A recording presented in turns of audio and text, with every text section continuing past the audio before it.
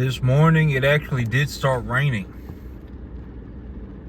We had a 50% chance or so of it raining every day for about the last 5 days, and the rain missed us every single time. But today it is raining, and from my understanding, this rain's supposed to get pretty intense here in about 15-20 minutes or so, maybe in about half an hour to an hour, and then so we should be getting some rain here, unless it misses us again. But this rain, it should start picking up here within the next half an hour or so, and it should start raining here for a little bit, which is very good.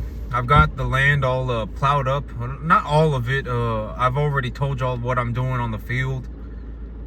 I just plowed up the brush. There's a bunch of brush, and I plowed it up, and the grass I left it. And so the cattle right now are out there eating the grass. And I've decided that, okay, so I have some money just sitting, I have some money. I've had, I think right now I've got like, well,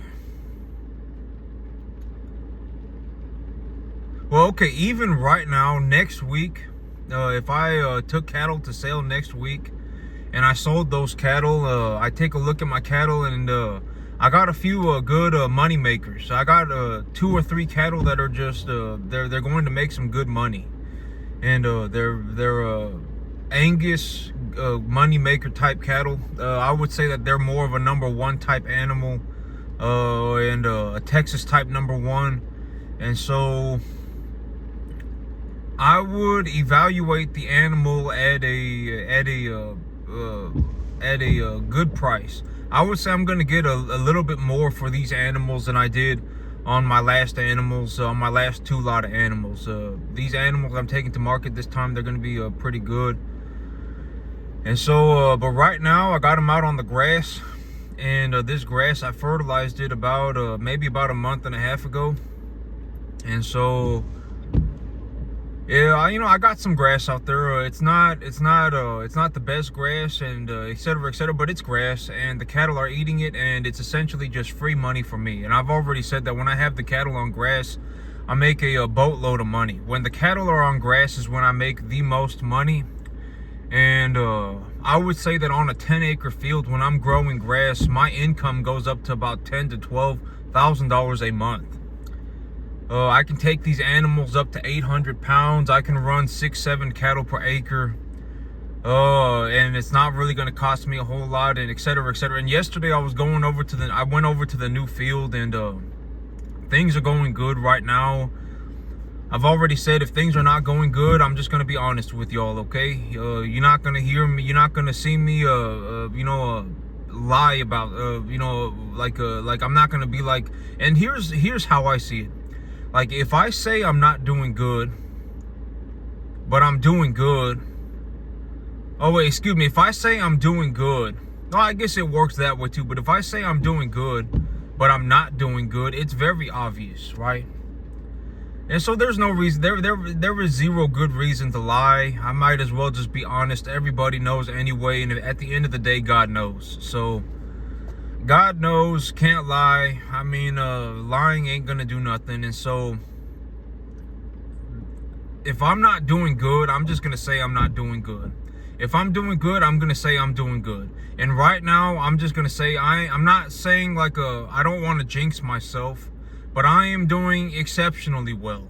I'm doing better than I expected. I'm just gonna be completely honest. Even like right now, over the last, okay, so these cattle that I got ready to go, I'm thinking maybe I'll hold on to them for another 2 weeks or so, because I got all of this grass out here. I got all this grass, and I'm essentially putting the weight on the animal for free. I just feed them a little bit of corn, and then they go out there and eat grass, and we're good to go. And so,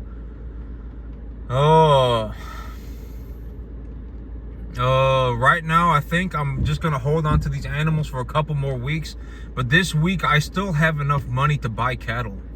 I can go and buy cattle, and so I'm debating what do I want to do. I'm thinking I want to hold on to my cattle for a couple more weeks, because I still have enough money to buy cattle. And I got free grass right now, and it's raining right now, and the grass, I'm not saying it's free. I fertilized it a month ago, and I'm pretty sure that this grass coming in, well, I'm not sure what kind of grass it is, but I got grass on the field right now, and it's probably it's not, the biomass accumulation is not that great. Like the seeding density is not good. There's a lot of dirt everywhere, you know, there's a lot of dirt patches, and so the seeding density is not very good. But the grass that did, you know, there is grass out there, and there's enough to feed my animals. And so I figured I can feed the grass until it's pretty much gone, and then when it's gone, that would make my life easier too for planting new grass, because I could plow up the dirt. Plowing up grass, okay, plowing up grass, I'm going to talk about this. Plowing up grass is very difficult. If you have a field like imagine sod. Imagine sod. If you have a bunch of grass on a field, it's going to be very hard to plow up that soil, because that soil is being held together by the roots of the grass. Grass has a lot of root material, and so there's a lot of rooting in that grass. And if you attempt to plow up that field, it's going to take a long time. It's going to take a long time, and it's going to take a long time. It's, you know, you're going to have to, it just takes a long time, okay? It's not easy. And so, you know, if these cattle eat the grass for me, that will make my life a little bit easier too. It's not going to get rid of the rooting, but it's going to get rid of the plant material on top of the soil. And so, you know, it'll make the plow contact of the soil better. And so I can push the plow over the soil better. And so, right now I got a bunch of grass. Not a bunch of grass, but I have enough grass to feed my animals for at least a couple of weeks. I would say at least 2 weeks. And so I want to keep my animals on the grass. I want them to eat all of the grass. And even if if I hold on to them for another 2 weeks, the value of the animals is going to continue to go up. So it doesn't really matter to me. It doesn't really matter to me. The value of the animal is going to go up anyway. And so, I figured I would maybe hold on. Well, I'm probably going to end up holding on to the animals for 2 more weeks. And this week I'm still going to go and buy cattle. My preconditioning pens are practically empty. I only have 4 animals in the preconditioning pen, and the rest of the animals, I put them on the grass. And, you know, grass, a good quality grass. I've talked about grass, you know, I talk about grass a lot. And so in terms of grass, if the feed values of the grass are not almost exactly where they should be, like if the feed values of the grass are too high, your animals are going to have acidosis. Okay, and if you give a small calf acidosis, it's pretty much it's almost a done deal. It's very hard to, you know, if you give a small calf severe acidosis, it's very bad. If there's a 200-pound calf having severe diarrhea, it's very bad. It's very bad. They dehydrate, they get sick, they stop eating, and so you got to be real careful with the smaller animals. And so, but these animals, they're all about you know, they've been preconditioned for at least 2 weeks. Oh, whoops! The camera is zooming in on the rain. Oh, there it goes. I'm gonna pick up the window wipers a bit, but you know, when the animals get to about 200. Okay, so if they've been preconditioned for about 2 weeks, if they've been preconditioned, well, most of these animals have been preconditioned for at least 2 weeks. Then they kind of have, okay, but even if they've been preconditioned for 2 weeks, you don't want to give that calf acidosis, okay, if they're 200 pounds. But this grass, it's starting to seed out. The feed values of the grass are pretty low. And so, and I've already talked about in terms of feeding a low quality grass. If you take a look at your grass like me, when I took a look at my grass, I said, you know, this is low quality grass. This is lower quality grass, right? And I think that is something, making an honest assessment of what is going on. You don't want to be on a field where you think you have high quality grass, but it's low quality grass. Because if you have low quality grass and you think it's high quality grass, you're lying. I mean, you're lying to yourself. I mean, you have low quality grass, and if you have low quality grass, you need to, optimally, you would want to change the animal's diet. And I've talked about this, how I do it. I supplement their feed with corn and distiller grains, right? I mean, and you can do this with whatever. You know, if you have cheap soybeans in your area, use soybeans. If you have cheap wheat in your area, use wheat. Whatever it is that you want to do, you can do whatever it is that you want, you know, as long as it is correct. You don't want to be sitting in a situation where you're just completely wrong. Why? Because if you're completely wrong, you're not going to make any money. And in reality, you're probably going to lose money. And you know, like if you have a grass that's putting on 1.5 pounds a day per animal, if you have a lower quality grass and you take a look at your herd and you know, you're putting on 1.5 pounds a day per animal, if you just fed them like 6 or 7 pounds of grain, if you just gave that animal a 6 to 7 pounds of grain mixture, you know, a proper grain mixture, you could increase that 1.5 pounds to like 2.5 pounds a day. And 7 pounds of grain right now costs like 70 cents. 50, 60, 70 cents. And so you could be in a situation where you are almost doubling the amount of weight that your animal is gaining, and you're only paying 60 cents per day per animal. And so, you know, and I also consider that losing money too. You know, you don't want to be in a situation where it's like if you just did a little bit better, you could almost double the amount of money you're making. All right.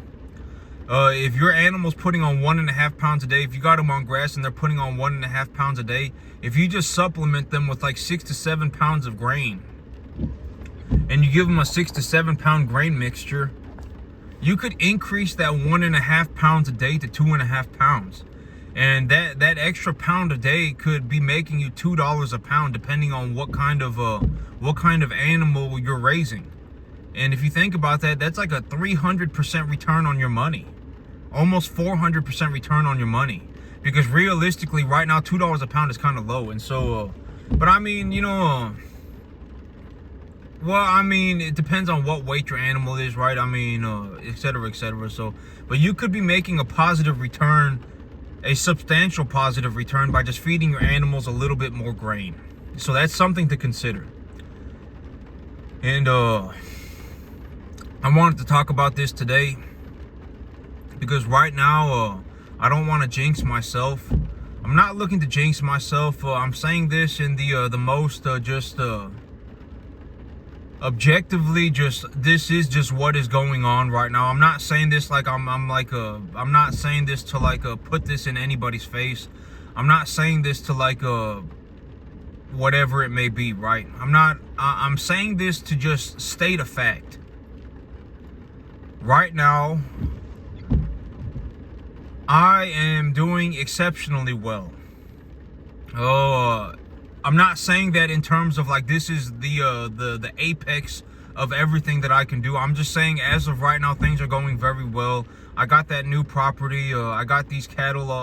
They're doing good, and et cetera, et cetera. I got grass coming back in, and I'm doing well right now. Okay. I'm not saying this like I'm saying this in a way that it's just like it just is what it is, right? I mean, I'm doing very well right now, and I'm not saying like and I am also looking to improve daily.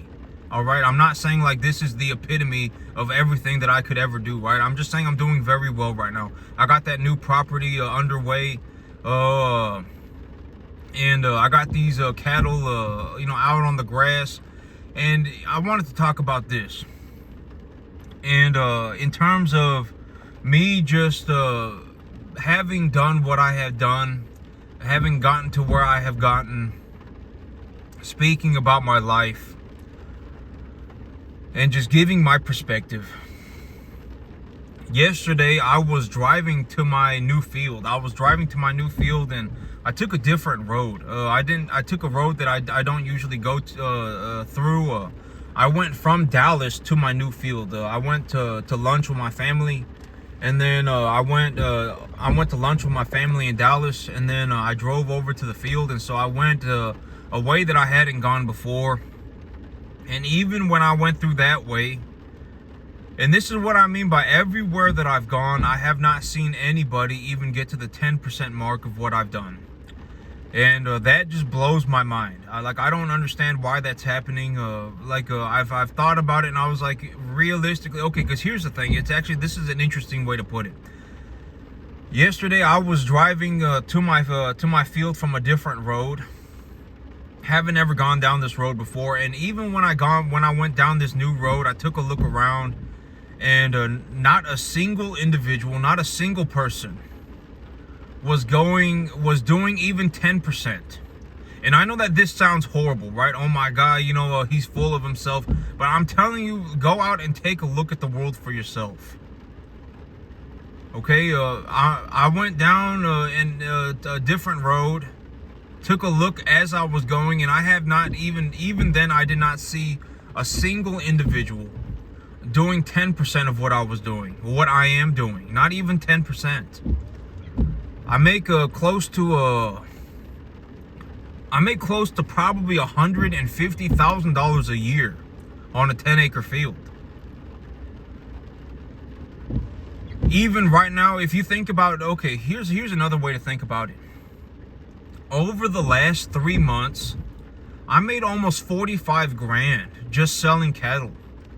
Over the last 3 months. That's another way to think about it. I made almost $45,000 over the last 3 months. And I'm not even doing that well right now. And if you extrapolate that data for the year, that's almost 200 grand. And I'm not even doing that good right now. Right? I didn't have much grass, and so I didn't bring in that many animals, etc., etc. I'm not even doing that well right now, and I'm still making like $200,000 a year. Maybe 2/3 of that is money that I keep. So, I keep about $150,000 a year. And this is also what I mean by, if I had to have an honest conversation and just tell y'all how much I make, I'm just gonna tell you how much I make. I'm not asking for any opinions. This is not my opinion. This is from the money that is going into my bank account. This is how much money I make. I made almost 45 grand in the last 3 months, maybe even a little bit more. Oh, I mean, not a little bit more. I mean, about 45 grand. I made about $45,000 in the last 3 months. And I'm not even doing that exceptionally well. Right? I mean, I could definitely, once the weather gets better, etc., etc., I could bring in more cattle. I could easily put put these 4 animals that I have in the front out in the back. And I could run 10 small calves in the front too, right? I mean, I could easily do that. And boom, that would instantly increase my herd size by 25%. And so there are things that I can do that would drastically improve what I'm doing. I could probably even go up to 60 with 0 issues if I had a lot of grass, etc., etc. Here pretty soon I'll be growing grass, and when I grow grass, I can bring in more animals, etc., etc. And so, yeah, I understand that there's a lot of things that I can improve on. There are a lot of things. I see a lot of improvements that I do see a lot of room for improvement. I do see a lot of room for improvement. But as of right now, even right now when I'm not doing that great, I'm doing phenomenally well for myself. I'm not even doing that great, and over the last 3 months, I made almost 45 grand. And so, that's another way to look at it. And I have not seen anybody even get to the 10% mark of what I have done. Not even 10%. And I think that, okay, you know what's crazy to me? I talk about the Costco people, right? I call them the Costco people. But if I go into a Costco, it doesn't matter where I go. I could go into a Costco. I can go into a Walmart. I could go into a Family Dollar. It doesn't matter, right? And I've already talked about this. To me, they're, upper middle class, lower middle class, poverty. None of that exists to me.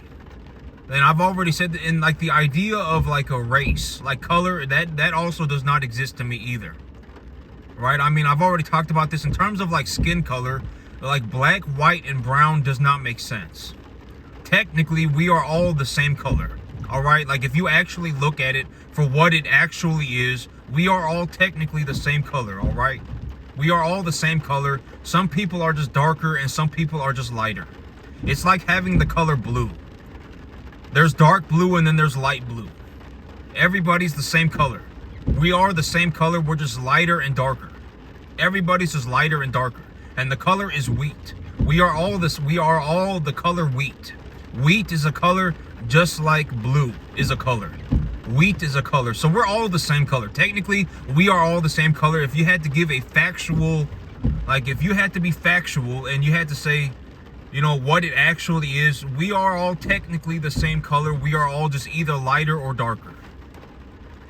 And that's the thing about middle class, is that I don't see middle class. I don't see impoverished.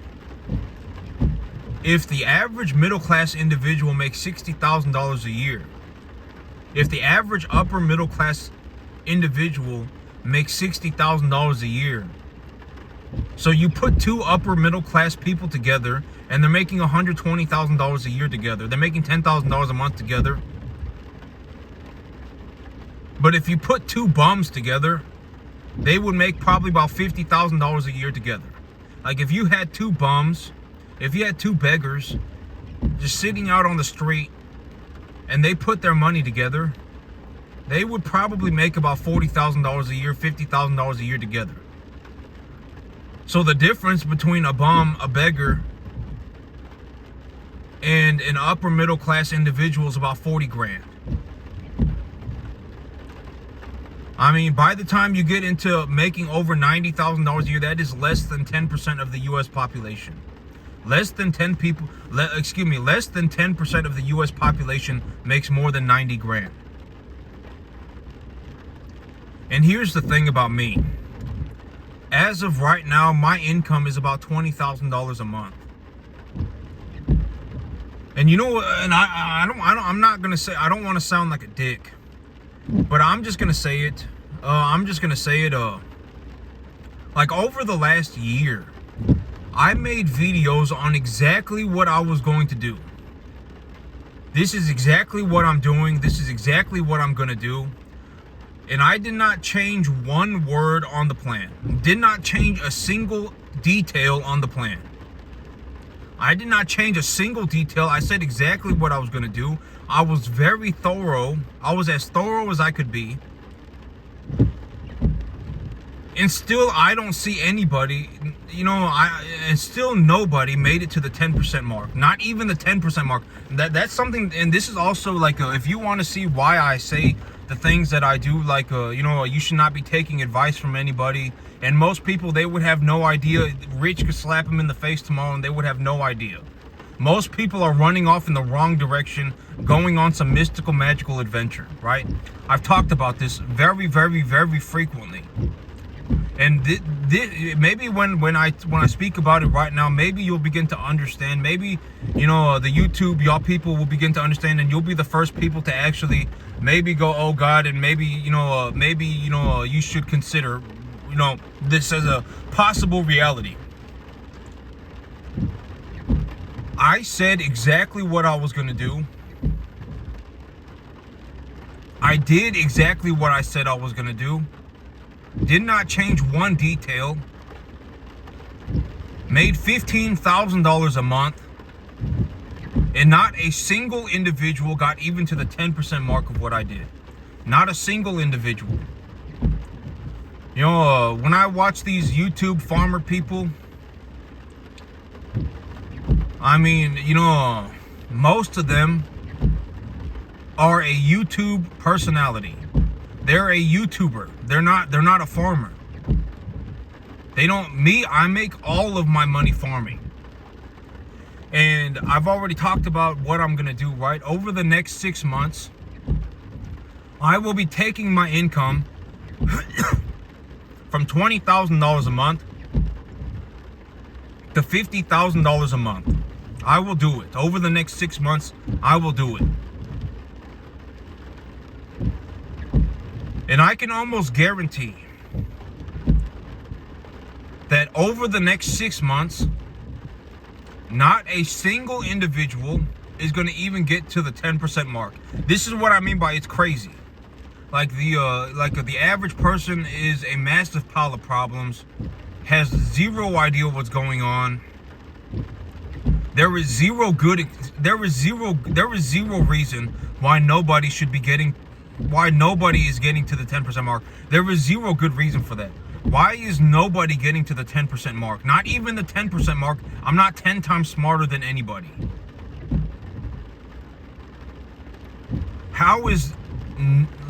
There is legitimately zero people.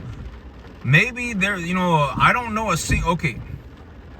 Me running commercial cattle, over the next 6 months, I will increase my income to $50,000 a month. Even right now, I make about $15,000 a month running cattle.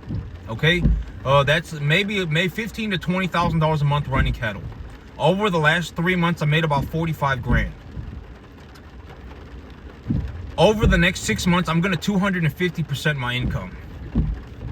And even right now, me just making $20,000 a month, $15,000 a month, I still don't know a single person getting to the 10% mark. Not a single individual. And over the next 6 months, I will be increasing my income to $50,000 a month. And I can guarantee I would be willing, if I took a bet 50-1 with everybody that is a farmer. Let's say you're watching my channel right now and you're a farmer, or not even farming. You could be doing anything. Not a single you could be whatever. You could be doing anything. You could be sitting here watching my YouTube channel, picking your nose. Right? I mean, you could, whatever it is you're doing, you're not even going to get to the 10% mark. Me, I'm going to generate $50,000 a month. New income. I'm going to show that it's possible. Because maybe when I show that it's possible, like you can increase your income intentionally, you do have the capacity to increase your income. This is something that I want to demonstrate to people. You do have 90% of people making $40,000 a year have the capacity to make 60 grand a year. 90% of them. You could increase your income by 50% over the next 6 months if you felt like it. If you really got after it, you really hunkered down and focused on it, you could increase your income by 50%. And I am going to increase my income by 250%. I will be taking my income to $50,000 a month over the next 6 months. But here's the thing. If I took a bet with everybody, 50-1, and I said, nobody's going to even get to the 10% mark. Nobody's going to make $5,000 a month more money over the next 6 months. Nobody's going to do it. I would make money on that bet. I'm going to go for 50,000. I'm going to take my income from 20,000 to 50,000.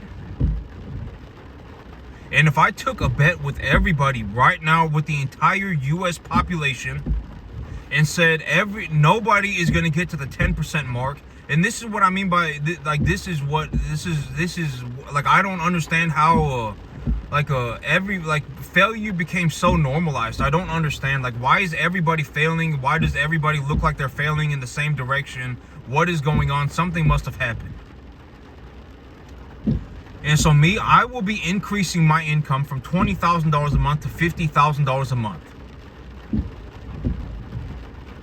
And I would be willing to bet with the entire country, 50-1, every single person, that not a single individual is going to do even 10%.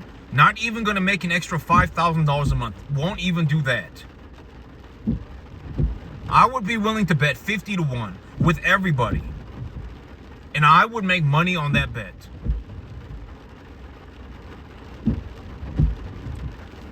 Oh, and it's crazy to me.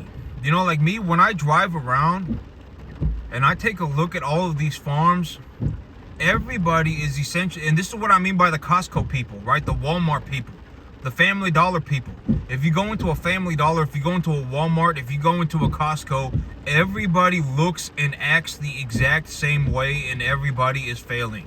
I can almost guarantee that if I pulled everybody out of a Costco, if I pulled everybody out of a Walmart and collectively had an honest to God conversation with everybody, 80% or more of everybody would not have anything good to say. They're on a mystical, magical adventure, $20,000 worth of credit card debt, divorced, bought a car that they can't afford, house poor. Something is majorly wrong with, you know, with their finances, and you know, and chances are they are also having some sort of a major character spiritual issue as well. Because if you were sitting right by God, like if you were doing okay by God, right? I mean, you should not be in these miserable situations. I mean, God does not want people to be miserable, right? I mean, that's one of my big things. Maybe I could talk about this in terms of spirituality, but God does not want people to be miserable. Like if you believe that, you know, and to be right by God, you need to be miserable, that's not true. Okay, I don't believe that to be true. I mean, I believe that you reap what you sow, right? I mean, if you work every day, chances are you're gonna get better. I mean, if you have 100 IQ and you work on something 7 days out of the week, and I've talked about this, you know, working 7 days a week was a massive benefit for me. If I was gonna give honest, completely just straightforward advice, or not even advice, if I was going to talk about my life in a straightforward manner, working 7 days a week was a massive benefit for me. A massive benefit. Practicing all the time is essentially working 7 days a week. It was a massive benefit for me. I would not have gotten here like this if I did not work 7 days a week. I don't know a single individual that has even done 10% of what I've done. Not even 10%. And working 7 days a week drastically helped me. Drastically. And so, you know, you can do things and you can find your peace with God, but God does not want people to be miserable, right? I mean, I believe that humanity has a very, very, very bright future. Humanity can essentially, you know, thrive forever.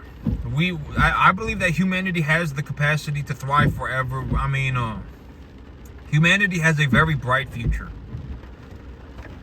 and that future is probably going to be, you know, I believe that future.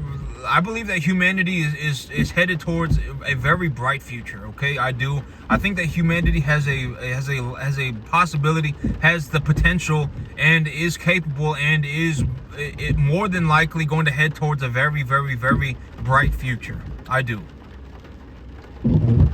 And so, you know, God does not want people to be miserable, right? And if you think that being miserable makes you a good person, it doesn't make you a good person. If anything, it probably makes you, I mean, because, okay, here's the thing. It's like, if you were like, let's say you were diligently planning, you were working every day, you were, you were looking to do right by God, then, I mean, you should be doing okay, right? I mean, at the end of the day, if you're doing horribly, then your results are gonna be horrible. Like if you have some major character flaw and you buy some car that you can't afford, if you buy a house that you can't afford, if you're $20,000 in credit card debt, I mean, if you're doing all these nonsensical things, if you're living outside, if you're living beyond your means, then, I mean, you know, that's not the money. That's not money. That's not, the money's not the problem. You are the problem, and the money is just a representation. It's just a manifestation of your problems. I mean, that's another realistic way to look at it, right? Like because imagine this. Imagine like you have somebody who has convinced themselves that they're having money problems. But when you take a look at their finances, it's like they bought a house they can't afford. They live in an apartment that they can't afford. They've been spending the last 10 years just fiddle farting around, going 90%ing everything that they do. 10% of them is always complaining, right? I mean, if you're complaining, if you complain, like, let's say you're doing something hard, right? I mean, you're like, oh my God, I need to pay off this credit card bill. Let's say you're going to do something difficult financially, right? You got to pay off a credit card bill. If you complain about having to do that, you're not there. There is zero way you're putting in 100% effort to getting that done. Zero way, because you are spending your time and effort complaining, right? Let's say you have student loan debt, right? Let's say you have student loan debt and you're paying off your student loan debt, but 10% of the time while you're thinking about paying off your student loan debt, you're complaining. Well, then you're not putting in 100%. It's not possible. Right? I mean, you're complaining 10% of the time. You're 90%ing it. If you're 90% anything, you're never gonna get it done. This is if you 90% and you compound that 10%, you are not gonna get. It will take infinitely longer for you to do anything. It's like, what should you be doing, right? Maybe you could look for a job that pays you more money. Maybe you could look for a better opportunity financially. Maybe you could look for a way to make more money, right? And you could take that extra money and you could pay off your debt faster, right? If you have a credit card loan, or if you have a credit card, if you purchased consumer debt, if you have consumer debt, if you bought something like a new TV on a credit card, that's horrible. Okay, that's horrible. If you bought if you bought if you went to the restaurant every other day and paid for it on a credit card because you couldn't afford it, but you figured you wanted to go to the restaurant anyway, that's horrible. Okay, that's horrible. You don't want consumer debt on a credit card. That's horrible. That is like that's horrible. You don't want to do that. Okay, that's not something you want to do. Anybody, I would say that to everybody. You don't want, legitimately, for everybody in the entire U.S. population, you don't want to put consumer debt on a credit card. Okay, that's a horrible idea. And so but if you are going to do something difficult, if you're going to do something and you're complaining 10% of the time, there is zero way that you're putting in 100% effort. Okay, there is that. Just think about it. You could have spent that time that you were complaining looking for a better job, or looking for more money, finding a way to make more money, right? And I've already said that the big idea with money for me is that 99.999% of the time, money is more important than anything you could possibly consider, right? I mean, if you're sitting there thinking whatever, right? I mean, you should probably think about making money. Whatever it is you're thinking about, I'm not saying that you should sell your soul for money, right? I've already talked about this. Selling your soul for money is a horrible idea. Should anybody go and sell their soul for money? No. Like, should you start manufacturing drugs for money? No. Should you, would I suggest that, like, if you had would I suggest that somebody, like, if you had an opportunity to kidnap babies to make money, would I suggest that you do that? No, that's a horrible idea. Take a look at my perspective. I run cattle. I make as much money. I do honest work. I get paid a boatload of money. I get paid because I feed people. And so,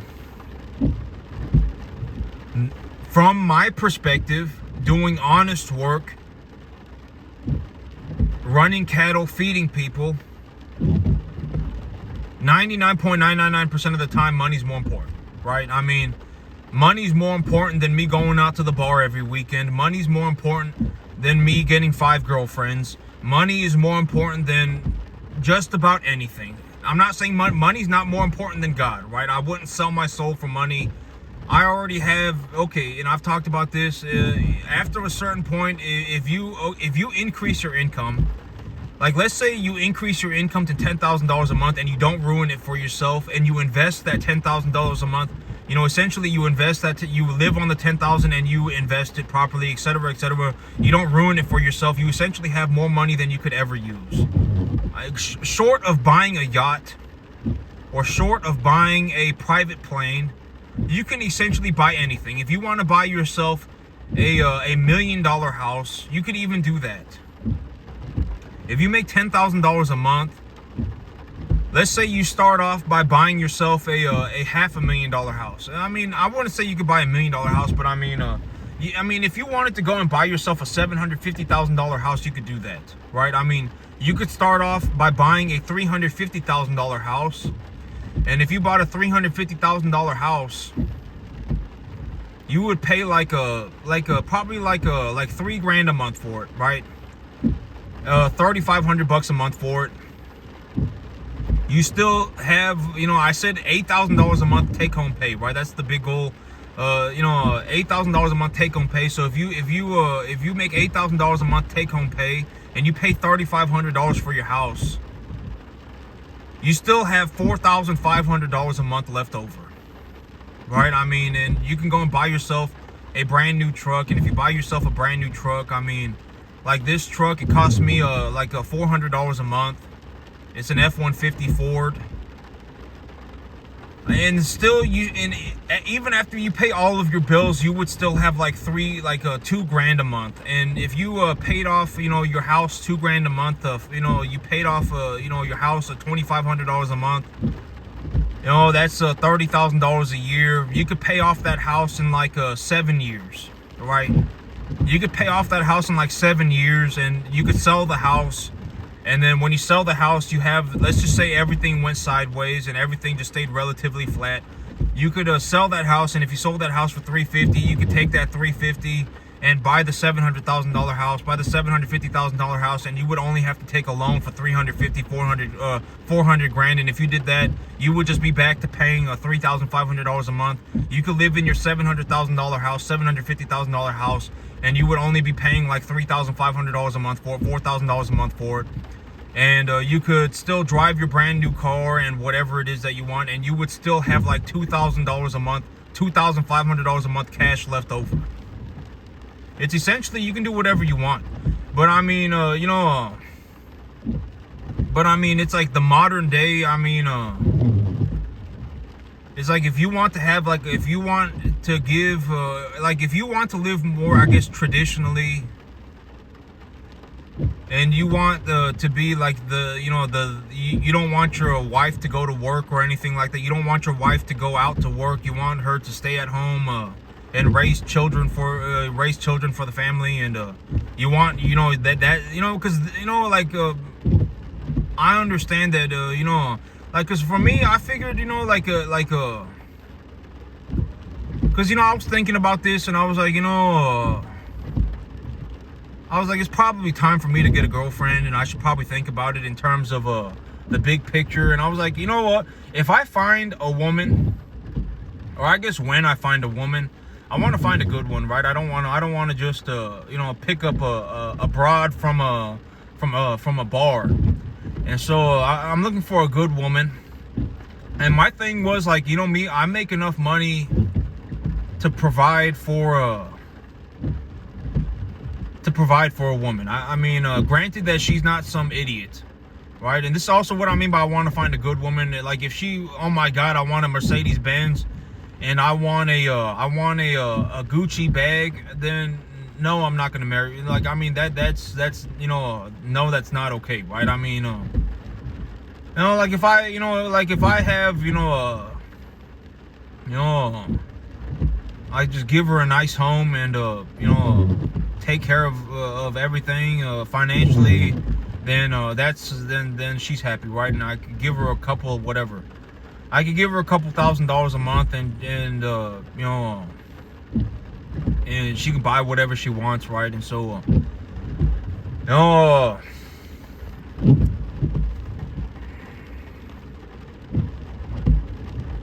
I actually forgot what I was talking about.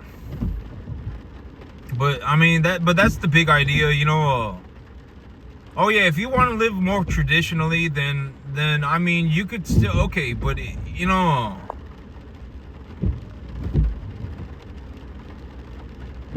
but that's the thing about me. That this is what I was gonna talk about. Like me, when I find a woman, if she wants to work, then she can work. Am I gonna ask her to go out and find a job? No. But let's say like you're doing this whole thing and you make $10,000 a month, you make $8,000 a month take home pay, and you buy a $350,000 house and you pay it off by the time, let's say you pay it off by the time you're 30, and you know but I mean it's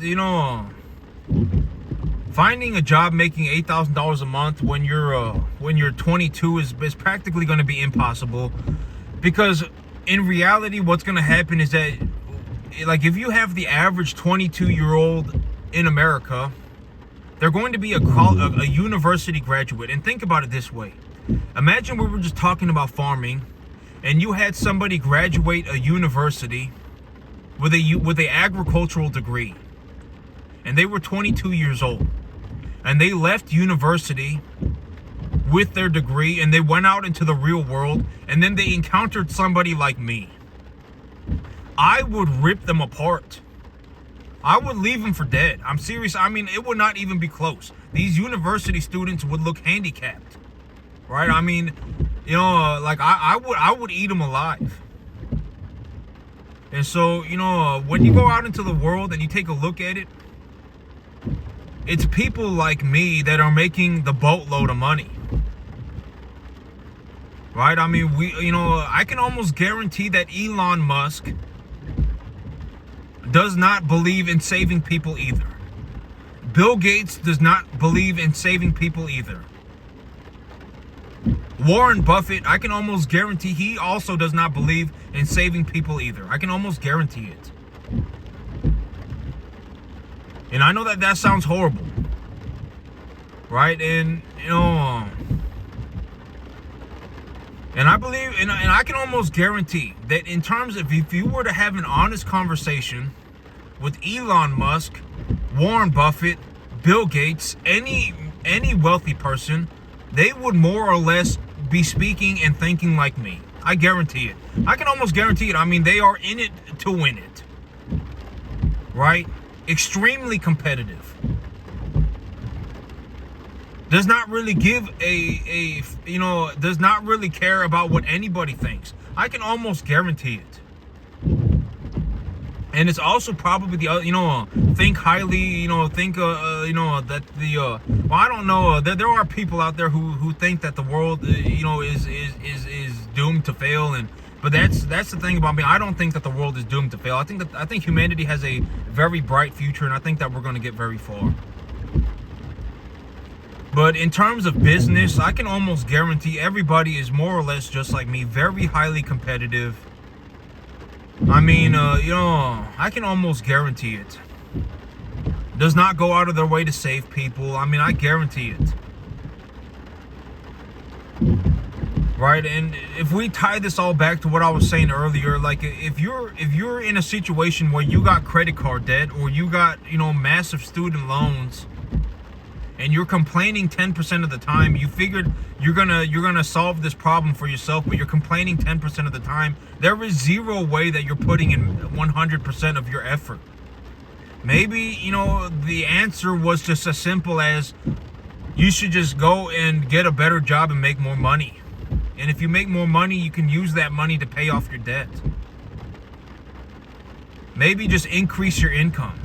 And I'm going to show the idea of increasing your income. If you really sat there and thought about it, 90% of people who are making $40,000 a year have what it takes and has everything, if all of 90% of the people making $40,000 a year have the capacity to make $60,000 a year. All right? 90%. You could figure something. You could go and do something and make yourself some more money. You could figure something out that would make you an extra $1,500 a month. You could figure something out.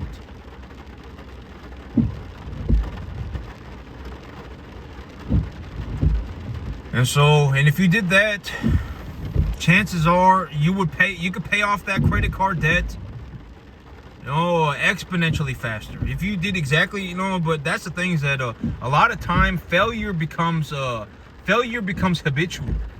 A lot of times when somebody starts failing, you cannot stop the doom loop. You cannot stop the behavior that is causing them to fail. Most of the time it's almost not possible. Like, could I take somebody who is perpetually failing, show them how to make, because I've talked about this too, but this business, the big idea of this business is that it doesn't cost me anything. This business, it makes me money. This costs me $0. It makes me money. So could I take somebody, and this farm has made me almost $15,000 a month for the last 3 months. And so could I take somebody who is perpetually failing and turn them into something like this? Almost impossible. Almost impossible. I would, if I took a bet with the entire US population, 50-1, took a bunch of people that were perpetually failing, if I took a bet with every single last one of them, chances are they would not be able to make 50-1. I would make money on that bet. That you cannot turn somebody who is perpetually failing into somebody who is massively successful. You just can't do it. Why? Because the failure is habitual. And this is also what I mean by after a certain point, the damage has been done. It sounds harsh and it sounds almost cruel, but you got to understand that deep down, I don't get any sort of enjoyment out of saying this. Like, I'm not saying this because I'm getting a kick out of it. I'm saying this because it's just information. After a certain point, it becomes almost impossible. Once somebody has perpetually started to fail, chances are they cannot be saved. Spiritually, can they be saved? Sure. Like, if you had that individual sit down and that individual decided that they were gonna, God, I'm not doing very good. I understand that I'm not doing very good. I complain all the time about my situation when I should be looking for better opportunities. I mean, if you sat down and you had a coming to God, could you be saved spiritually? Sure. Could I take that individual and turn them into like one of the most successful individuals on the entire planet? No. And this right here, in terms of the U.S. economy, the broader U.S. economy, it puts me in like the top 0.00001 percentile of the entire U.S. economy in terms of financial success. Could I turn somebody who is perpetually failing into somebody who is in the top 0.00001 percentile of the entire U.S. economy? I probably could not do it. It would be a waste of time. It would be a waste of time. I would be better off just working on my own things. I almost guarantee it. I would be willing to take a bet with everybody 50-1. And I know that when I say it, it might sound cruel. But you got to understand that deep down, I get zero enjoyment out of saying this. I don't get any sort of enjoyment out of saying this. I don't get any sort of anything, I'm just stating it like I'm stating information. But that's it for me today, YouTube. Y'all have a good one.